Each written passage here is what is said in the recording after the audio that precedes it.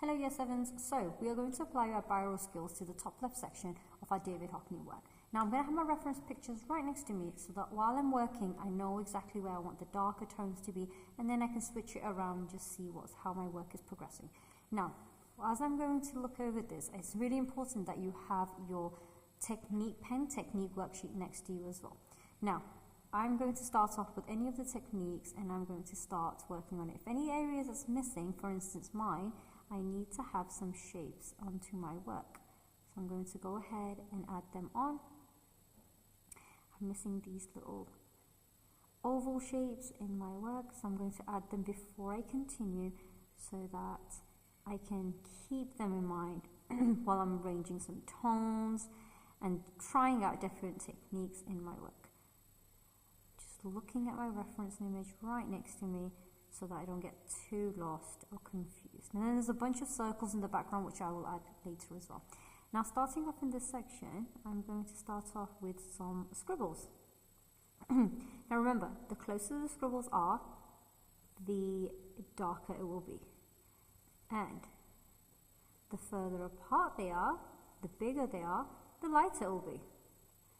Because I'm not using a Biro pen, I'm actually trying this out with a fine liner. You can probably see that it can come out pretty inky unless your pen is kind of drying up like mine is, which kind of adds its own effect as well, which I quite like. And I'm going to leave it as it is. Now with a fine liner like mine, it's really important that you work quickly. You can't hold it for too long. If I hold it, it starts to get very, very inky like that. So I'm going to keep moving. I have an idea that I want it dark here and then I want it getting light as it further moves across. But then I want the edges to be slightly dark too, so I'm working together to create those scribbles closely together as possible.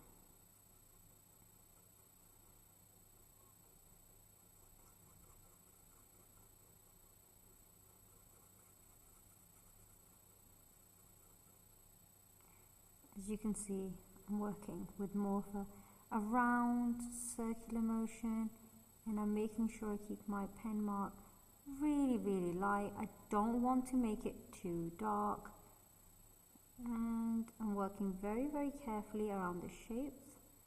But with the fine liner, I really don't. With a pen, you just won't have much control, and that's why you got to work in a particular way. And you can see here already it's starting to come together. Now, just to make this edge really, really dark, I'm just going to fill in the gaps with more lines. So the more lines, the smaller the circle is, the darker it will be. So I'm going to work and focus more my efforts on that. I'm going to fill this middle in as well, so it's starting to look a little bit more blended. And just like that, quite happy the way it's turning out. Now I can switch and do the same thing at the bottom here. Use my circular motion for my squiggles, my scribbles, and I want to do the circular scribbles than to do random marks. I prefer those ones, especially with this pen, and the more it spreads out, the lighter it will be. And that's what I'm doing right now. What I'm going to do is just complete these two sections, and then I'm going to upload another video, a time lapse of me just completing this whole section for you. Just so that you're not watching this for too long, and the time lapse will be very small, very short, but it will give you an overview of just how I'm getting on. And you're just applying all those techniques. So now I'm going to do the same thing. I'm working with the squiggles in a line. I'm using the mark making in a line to really make it dark and making sure that the outline really pops.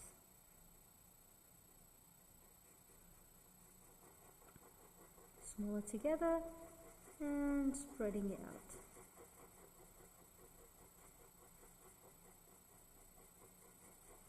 And you can start to see how it starts to blend just here.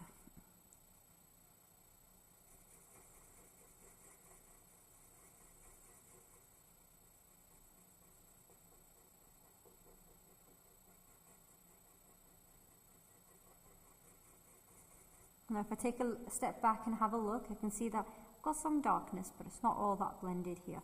So what I'm going to do is first fill up these gaps here. Then I want to have a dark edge here as well, very, very dark. I can get that dark edge to blend upwards.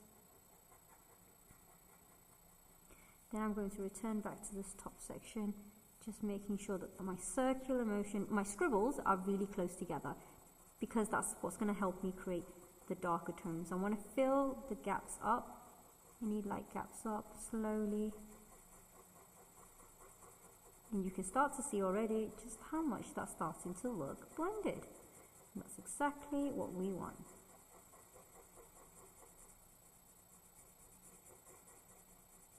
You can see here, I'm working in different motions there. Now if I'll take a look here, and then I go ahead and I'm going to turn my work around slightly, just to help me angle and create more neat lines in between. I don't want it to look too rough.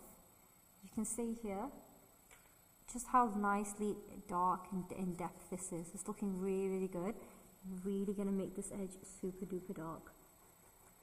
Now as I move up here, I can see that I don't really have the same effect, so I'm going to go back in and fill this area up with as much mark making as possible with my scribbles, so that it's looking nice and clear. And you can really see the range of tone, not just 3 tone, but rather 5, 6, 7 range of tone. That's what we're trying to go for, and I am going to spend some time doing this, okay?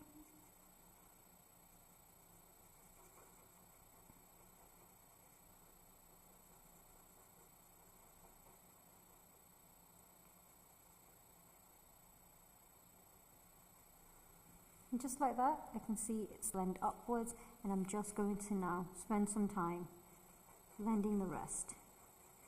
Just adding a little bit more layers, overlapping it together, just so that it looks nice and smooth. And I'm quite happy with it. I can add a few final touches in between my work, which will just help it all come together.